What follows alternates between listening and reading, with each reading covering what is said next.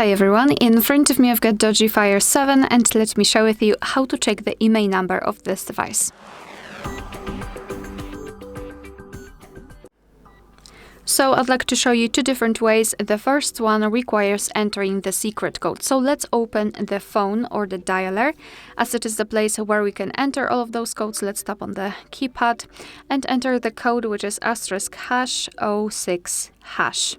And as you can see right here, we are provided with both IMEI numbers of this device. So let's tap on OK.